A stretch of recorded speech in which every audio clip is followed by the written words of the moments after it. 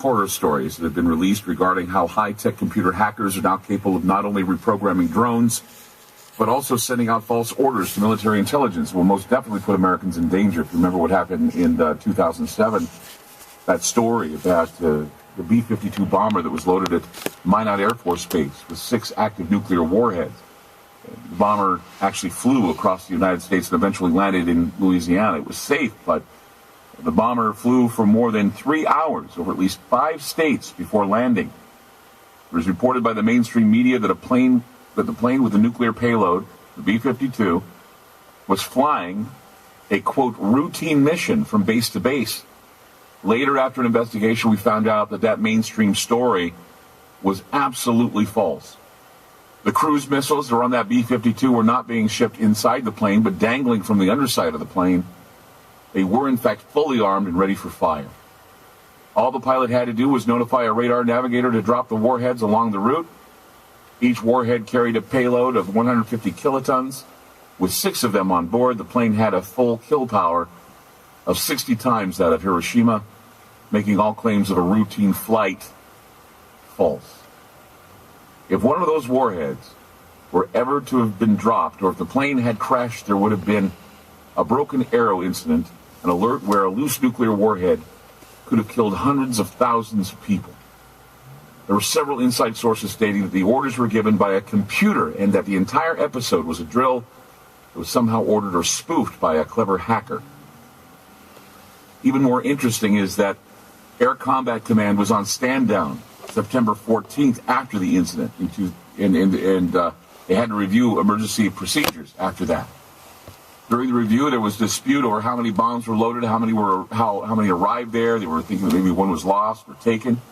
6 bombs left Minot Air Force Base, but only 5 arrived at Barksdale. The munitions squadron commander was relieved of his duties. Crews involved with the mistaken load, including all ground personnel, were decertified for handling munitions. It was then reported that a group called Citizens for Legitimate Government, they had claimed that the 6 members of the U.S. Air Force who were directly involved as loaders or pilots of that incident were killed within 7 days of this mysterious accident. How many times have we heard of people who've been involved in things that are somewhat difficult to report die or wind up dead because of their involvement, whether it be an attack on a compound in Pakistan against someone that they say is Osama bin Laden, to a reporter who's killed in an automobile accident, who's a well-known Rolling Stone reporter, 33 years. We're in this dirty war now. It's happening, people. It's here. Now, it could be World War III or it could be something else, but it's certainly with us. And I think that the silence of the mainstream media, the silence of most of people in the United States, the lack of letters to the editor, the lack of action, is demonstrating a kind of acceptance of what is happening in this country. And I think that we're gradually being integrated into this mindset where we're not going to care anymore, where we figure that as long as we can get up every day, go to work and do what we do, watch television, have our beer and circuses, we'll all be fine. And there's really nothing to worry about. But yet there are people out there that have been warning us, people like Ron Paul and others.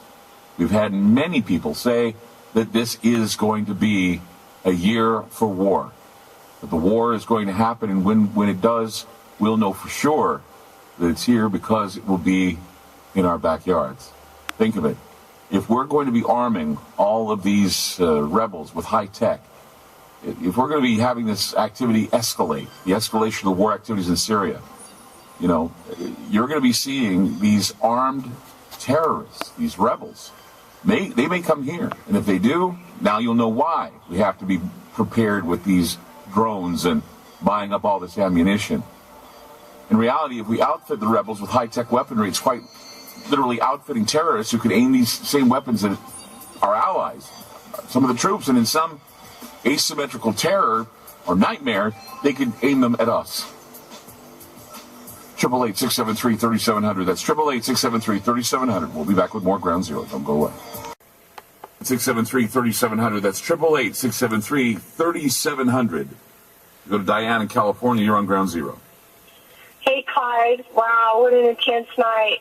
Oh my gosh, I'm praying so much for you, and I mean that on top of everything, you know, and now you're saying that about the guy that died yesterday and stuff, and thinking, well, maybe something happened there.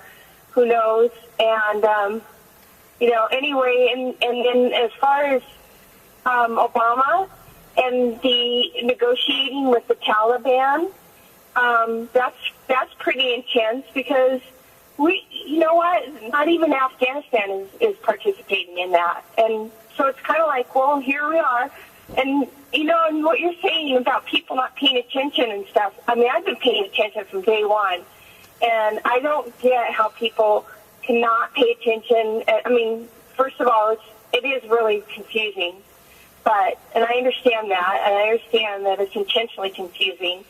And the other thing is I think, you know, everybody's aware of the Truman Show, right? The movie, you know, the show, the movie. Yeah, I do. I think we're living in it. I think even, like, I'm starting to think, well, even presidential elections, because of who we had, those two people, I mean, Obama and then Romney, I think it's just all a distraction. And I'm starting to think, well, you know, there's all these social programs and stuff that people talk about, and, you know, it's all distractions, and, you know, and so I don't know, it's getting where not, and you know what I'm saying, the Truman Show, you know, and everything, I think, well, that's like David Icke, you know, I think he's thinking, you know, everything's just kind of like a computer. I forget exactly, but I always kind of, it's like, oh, not in that way, but well, anyway. If we allow ourselves to think that we're in some sort of show, then we're not going to do anything. We think that it's all going to pass and it's all going to have a happy ending, and we're not going to get anything done. The reality is that we need to be participants in the show if it is a show, and we need to play in the show the way we want to win in that show, rather than playing as though, well, this is a show that's going to have a happy ending.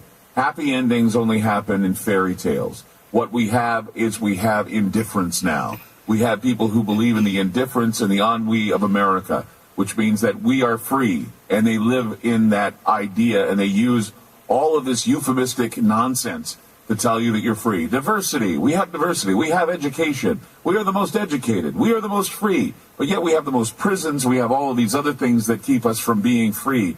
And like I said, if you think freedom is going home every night, eating good food, and watching a television show, that's not freedom. That's just entertainment. It's just being entertained.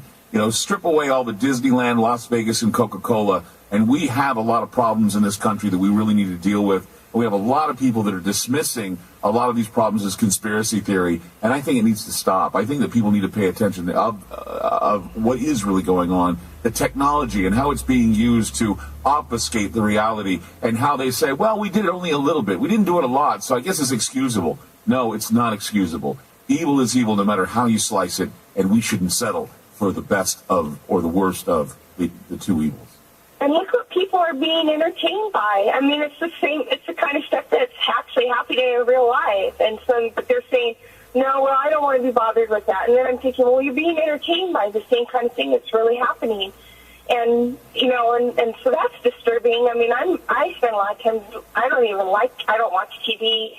And 90% of the movies out, I hate. I mean, I even hated that movie, Silver Linings Playbook.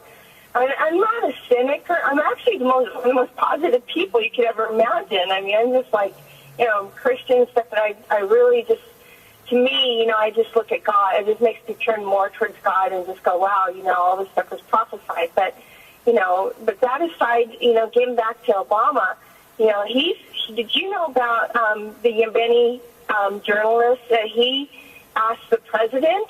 The guy's name is Shaye. And he actually had some information on the missiles that were in some kind of he found missile shells with USA on them. Mm-hmm. But so he was imprisoned as a dealing with Al Qaeda and stuff. But he was just actually trying to get some information and stuff. But they put two and two together, and they figured, well, you know, this guy knows too much, so they put him in prison. So he's been in prison for like 3 years, and the president was about ready to let him go, but Obama calls him and says, nope, keep him in. So he's still there. And so people need to be aware of this because, If all they ever need to know about Obama is that's the one thing. Well, of course, detainment, NDAA, the idea of precog crime, the idea of a kill list, the idea of drones being used illegally. I mean, that's all you need to know. There's a whole bunch more to need to know, Diane, and I thank you for giving out some of that information. But, yeah, there's a whole lot more that we need to discover, a whole lot more that we need to admit to and get out of denial. I got to go to another call, but, Diane, thank you for the call. Okay, God bless you. Take care. Bye-bye. You. You Bye. bet. Thank you. Let's go to